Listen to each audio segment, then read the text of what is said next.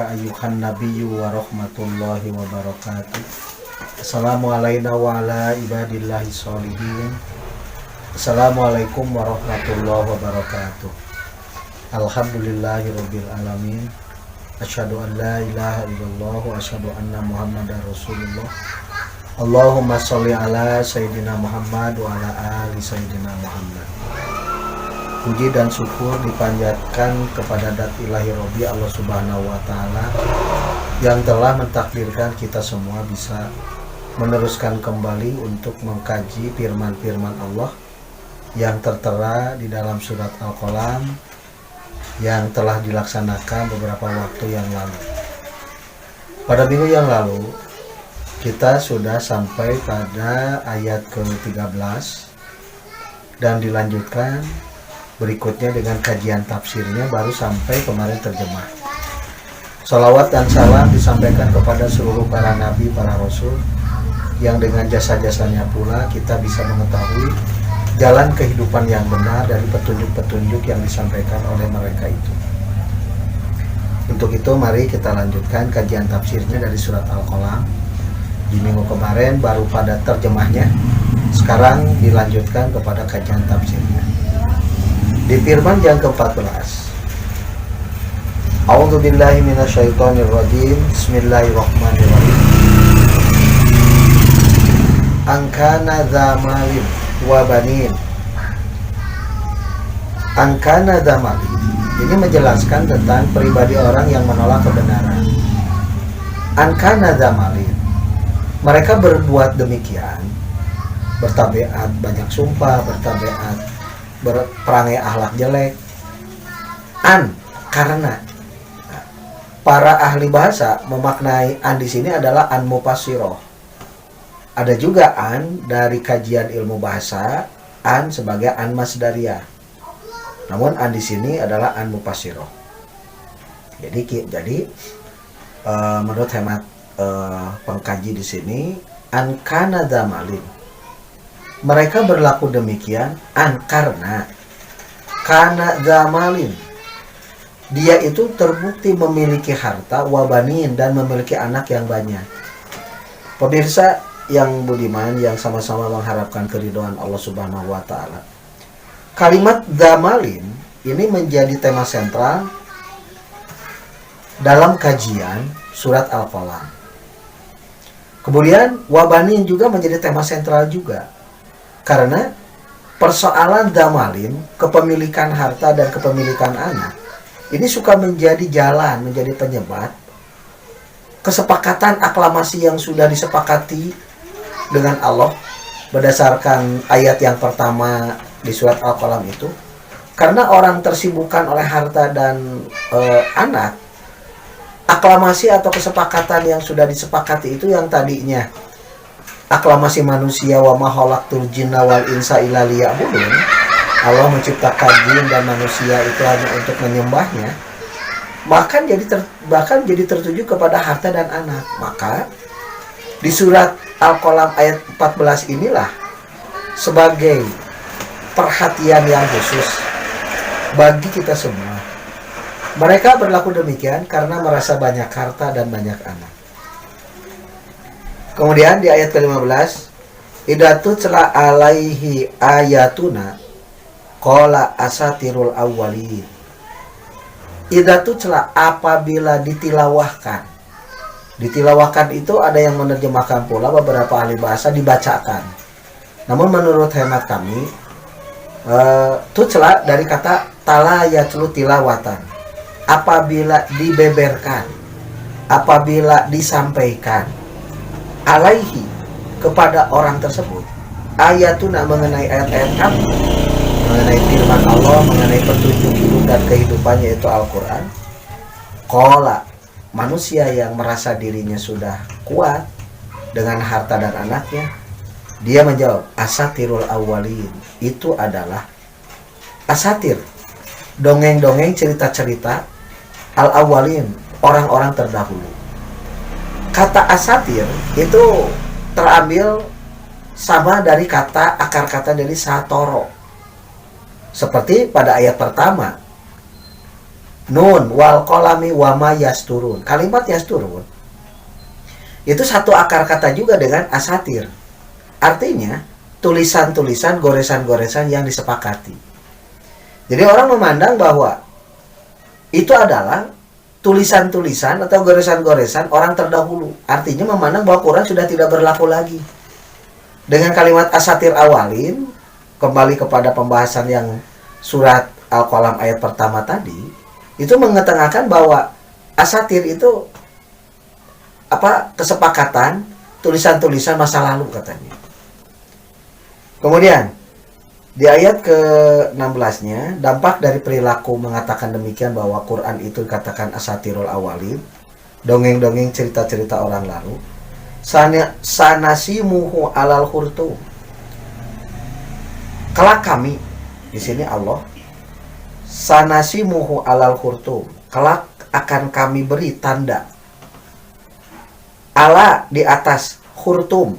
Khurtum ada yang menerjemahkan belalai. Namun kata belalai biasanya dipakai untuk binatang, gajah. Kata khurtum ini artinya itu kening. Nah, makna dasar khurtum itu kening. Sanasimuhu alal khurtum. Kelak kami, jadi sini Allah akan memberi tanda bagi orang yang berperangai seperti itu, alal khurtum, di keningnya. Kening ini adalah bahasa majaz atau bahasa kiasan. Tentu bukan berarti di keningnya nanti tiba-tiba ada tanda bintang, tanda bulan, tanda, bukan begitu. Tapi khurtum di sini itu mengambil tanda di kening sebagai karakteristik orang yang tidak baik.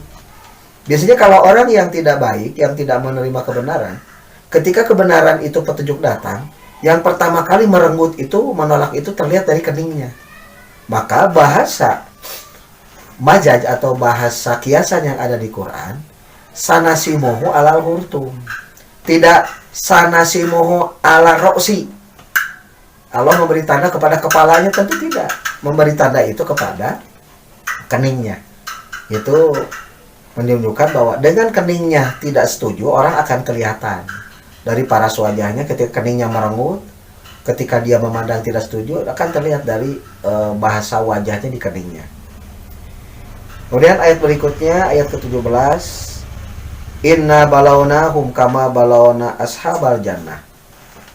Inna balawnahum, sesungguhnya kami, balawna, bala, akan kami, inna balawnahum, sesungguhnya kami menguji mereka, kama balawna ashabal jannah, bagaikan kami menguji kepada para pemilik kebun.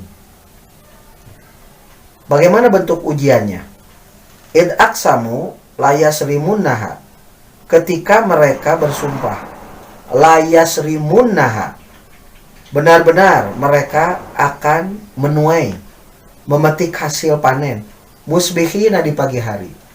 Mereka dengan cukup angkuhnya, mereka dengan cukup percaya dirinya, dengan merasa dirinya dengan pengetahuannya, dengan skill kemampuan yang ada pada dirinya, mereka bicara, kami besok akan memetik hasil panen di pagi hari. Kemudian wala yastasnuna, di saat mereka bicara demikian, mereka tidak mengatakan ini akan terjadi insya Allah dengan kodrat iradah Allah. Kalimat wala yastasnun dari kalimat diambil dari kata istisna, tanpa melakukan pengecualian. Artinya di sini tanpa berbicara bahwa besok insya Allah saya akan memetik hasil dari panen ini dengan kuasa Allah. Tanpa menyebutkan, menyertakan insya Allah. Padahal semuanya kejadian yang terjadi kalau Allah tidak menggariskan, menetapkan, segimana orang melakukan upaya kerasnya, dan menurut perhitungan manusia itu akan terjadi. Ketika Allah tidak mentakdirkan, semuanya hanya sebuah pembicaraan belaka yang akhirnya orang kecewa. Kemudian patofa alaiha ta'ipun mir rabbika wa hum naimun. Ketika tidak mengatakan insya Allah, patopa, topa itu dari topa yatupu, taufan, maka mengepunglah alaiha, atas kebun itu, ta'ipun, suatu kepungan atau suatu malapetaka, Mir rabbika, dari Robmu, wahum naimun, di saat mereka sedang tidur. Ketika kesombongan manusia menyatakan bahwa dia akan berhasil memanen dari hasil tanaman yang dia tanam, tetapi dia tidak menyertakan kuasa Allah, maka di situ Allah memberikan sebuah pendewasaan pendidikan atau sebuah teguran. Fatawfa alaiha ta'ipun, maka menimpalah malapetaka kepada kebun itu. Mirrobika, dari Robbu. Di sini kalimatnya mirrobika, dari Robbu. Robba ya rubu, dari Tuhanmu, dari Robmu yang maha pengatur. Jadi dat Allah yang maha pengatur tidak dilibatkan, tidak diimani, tidak disertakan.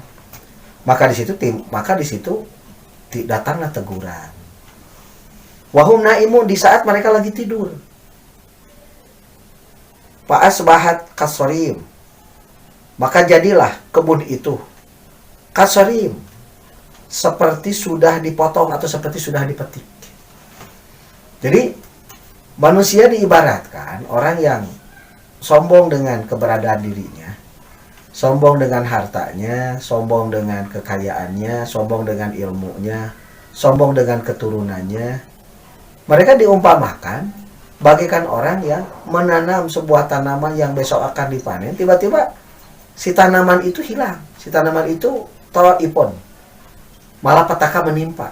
Tawfa alaiha ta'ipun, menimpalah malapetaka pada kebun itu. Fa'asbahat kasorim, kebun itu bagaikan sudah dipetik, artinya sudah tidak ada yang akan bisa dipanen lagi. Kemudian ayat 21-nya, fatanadaw musbihin, maka mereka memanggil musbihin, di pagi hari. Di sini ada kalimat wajan tafa'ala, fatanadaw, tanadao itu lil musyarakah. Menurut kajian gramatikal bahasa, wajan tafa'ala itu lil musyarakah. Fatanadao, maka mereka saling memanggil. Musbihi, di pagi hari. Ayat berikutnya, anigdu ala harsikum in kuntum shorimin. Anigdu, sesungguhnya pergi di waktu pagi untuk ke kebun. In kuntum shorimin, jika kalian benar-benar orang yang memotong. Maksudnya ayat ini menjelaskan bahwa kalaulah memang benar di pagi hari itu kalian pergi ke kebun untuk memotong, maka buktikanlah jika benar-benar kalian akan memotongnya. Pantolaku wahum yatakhofatun, maka mereka berjalan. Wahum yatakhofatun, dan mereka saling berbisik. Ketika dia bermaksud untuk memetik hasil, dia berangkat. Pantolaku wahum yatakhofatun. Allah yadkhulan nahal yauma alaikum miskinun. Maksud mereka berbisik-bisik untuk apa? Allah, supaya jangan ayadhulana, masuk al yauma, pada hari ini, miskinun, orang-orang miskin, alaikum, atas kalian. Maksudnya mereka saling berbisik agar orang miskin tidak ikut serta dalam memanen itu. Maksudnya mereka ketakutan. Wagodaw ala hardin qadirin, dan mereka pergi pagi-pagi ala hardin qadirin, dengan cara mencegah orang-orang miskin untuk mengikutinya. Qadirin, orang-orang yang mampu. Maksudnya mereka yang merasa dirinya mau panen, mereka berupaya melakukan satu manuver, melakukan satu upaya agar si miskin tidak ikut serta dalam panen itu. Tujuannya untuk apa? Agar mereka tidak bisa mengasih. Mereka tidak meridhokan orang miskin dikasih dari hasil panennya. Falamma ra'awha qalu inna ladallun, maka tatkala mereka melihatnya kebun itu, qalu, mereka berkata, inna ladallun, sesungguhnya kami benar-benar orang-orang yang tersesat. Mereka terheran, mereka terperangan. Apa ini tidak saya lihat? Bahasa palamara'auha ini menunjukkan bahwa ini kalimat yang sangat menegaskan bahwa kekecewaan mereka di saat tanaman yang mau dipanennya tidak ada hasilnya. Bal nahnu mahrumun, bahkan mereka itu mahrumun, dihalangi untuk mendapatkan hasil. Maksudnya sudah tidak ada yang bisa dipanen. Kalimat mahrumun diambil dari kata haroma. Haroma yahrumu. Harman, hiroman, harimun, mahrumun. Diharamkan. Maksudnya tidak pernah dia mendapatkan sesuatu yang dia janjikan, yang dia akan ambil dari kebun itu. Qala awsatuhum alam aqul lakum laula tusabihun. Berkatalah awsatuhum, yang menengahi di antara mereka. Alam aqul, bukankah aku berkata kepada kalian, laula tusabihun, mengapa kalian tidak bertasbih? Mengapa kalian tidak mensucikan Allah dulu? Mengapa kalian tidak berzikir dulu, mendekatkan diri dulu kepada Allah, sehingga engkau benar-benar menjadi orang yang mendapat jaminan dengan pendekatan zikrullah kepada Allah, tasbih, tahmid, takbir, sehingga menjadikan Allah memberikan kepercayaan untuk berhasil. Qalu, baru setelah itu mereka berkata, Subhana Rabbina inna kunna dolimin. Subhana, maha suci, Rabbina, Rob kami, inna kunna dolimin, sesungguhnya kami termasuk kriteria orang-orang yang dolim. Fa'aqbala ba'duhum ala ba'din yatalawamun, maka berhadap-hadapanlah bagian mereka dengan bagian yang lain. Yatalawamun, sambil cela-mencela.